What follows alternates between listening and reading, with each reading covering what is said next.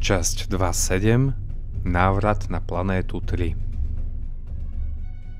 Admirál 4444 zvolal celý organizačný štáb, aby informoval o stave misie.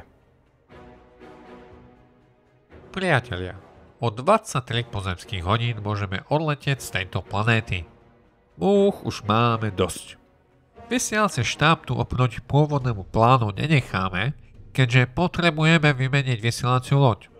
Pán veľvyslanec, bol by som rád, keby ste ma sprevádzali spolu s vysielacím štábom na hlavné smetisko do Starej Ľubovne, kde ukážeme gesto pľantavého vemena Donovi Dolarovi.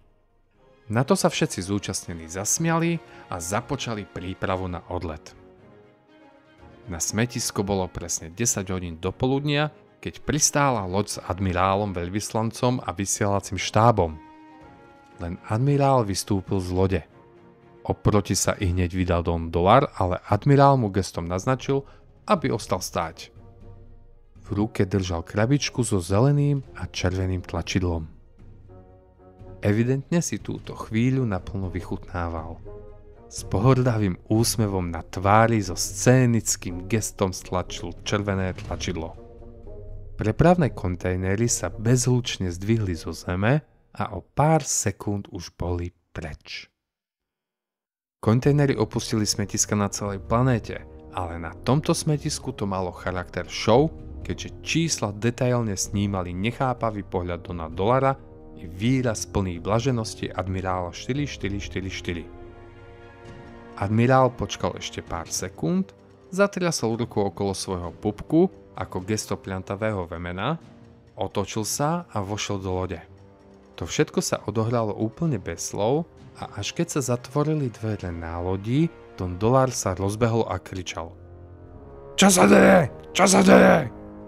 Tomu už ale nepomohlo, pretože od zeme sa odlepilo aj plavidlo čísel. V zúrivosti začal eliminátorom ničiť všetko naokolo a keď eliminátor prestal fungovať, hodil ho o zem a začal po ňom skákať.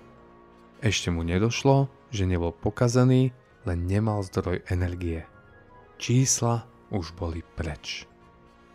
Na materskej lode čísel zavládla slávnostná atmosféra. Od planéty 3 ich delí len niekoľko dní letu a ich misia aj napriek malému problému so spojením dopadla veľmi úspešne. Admirál 4444 už videl, ako si bude na vizitky písať 444, pretože ako predpokladal, bude mimoriadne povýšený.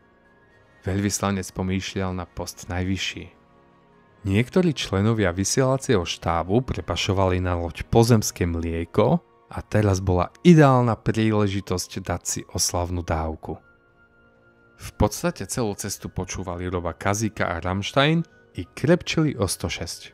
Ani si nevšimli, ako rýchlo im zbehla cesta. Flotila začala pomaly spomaľovať.